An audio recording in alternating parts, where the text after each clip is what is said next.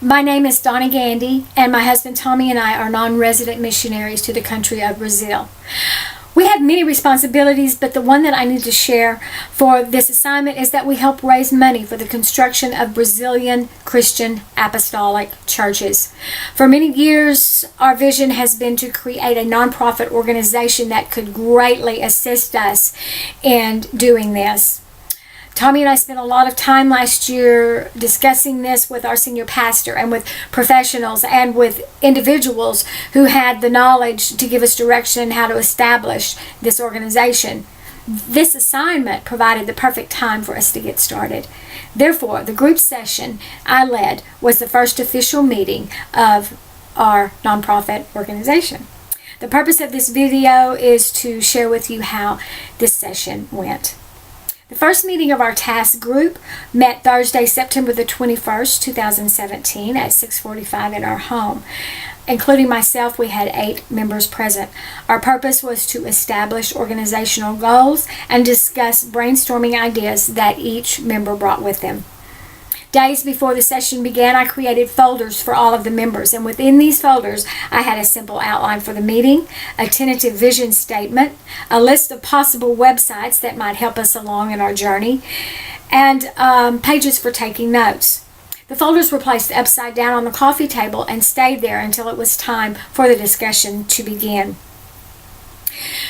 There was only one diversion that I felt I had the need to intervene, and one of our members got a little sidetracked telling a story about his preteen boys and how they started a car washing business. Now, I'd already heard this story, and it is funny, but I just stopped him and I said, you know what, this is hilarious and we all need to hear it, but can we save this for after the meeting? Immediately, we got back on track.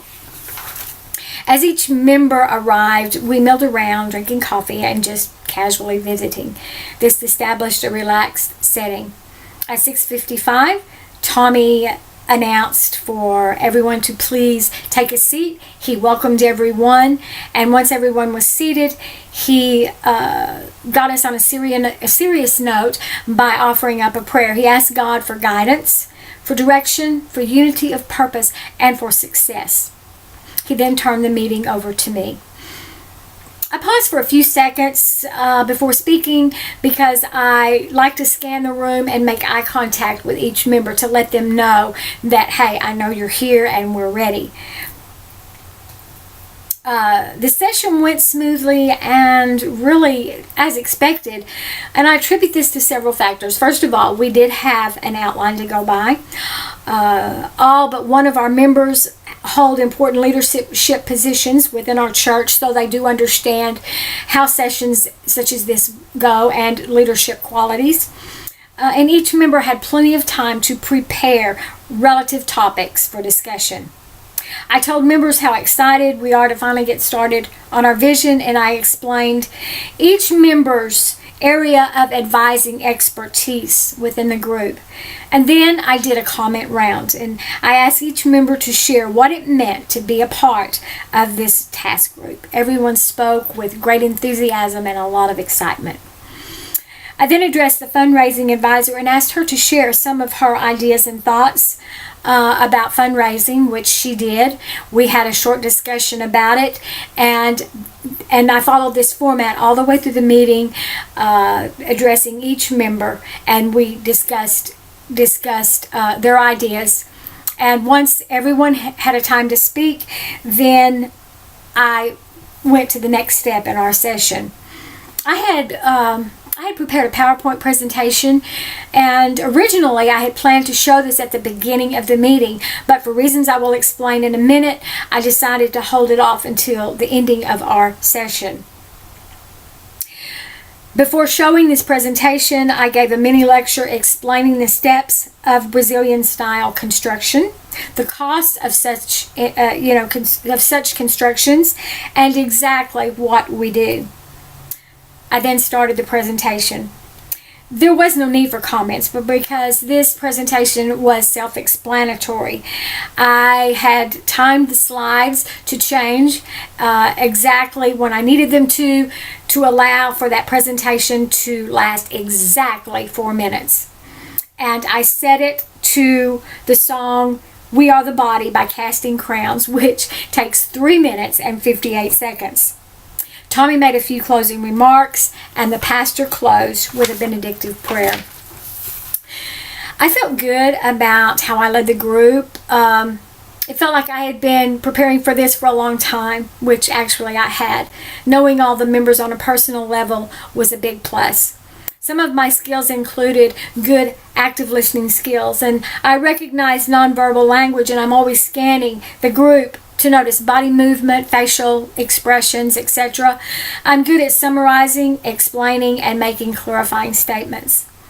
As soon as I saw where member A was going with his story, I was able to cut him off. I was clear on purpose and keeping members focused. And I didn't mention this earlier, but our youngest member is a 22-year-old college student, and he is our communication advisor. I was slightly more attentive to him because I wanted him to feel comfortable. I wanted him to feel important, and I wanted him to be and feel respected for his knowledge. And because I wanted to leave the members with a visual that would enhance the excitement and allow it to carry over to the next session, I showed the power presentation last. I was aware of time, and the meeting ended appropriately.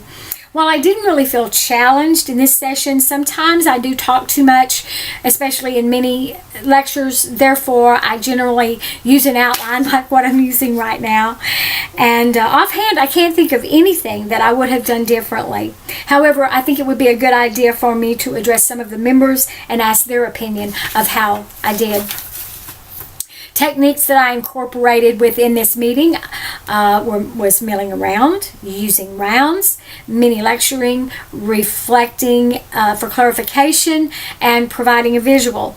The most important thing that stayed with me after this meeting was the fact that all the members showed great excitement, and it was really exhilarating for me to see them getting in touch with our vision, and I love that. I can enhance my leading skills better by helping my members to grow, especially with our youngest member, and to recognize when it is time to go to a deeper level. I would like to close with a powerful passage found in Romans 8:28. Paul stated, "We know that all things work together for good to them that love God, to them who are the called according to his purpose." God called us and gave us a deep burden for Brazil. By God's grace, our vision will be successful. Just 3 verses later, Paul said, "If God be for us, who can be against us?" That means that we must remember that God is the ultimate leader, and we can only lead as we follow him as our true leader. Thank you, Dr. Sanford, for the opportunity to be in this class. And this assignment was what I really needed to get started and to see a dream come true. Thank you so much, and God bless.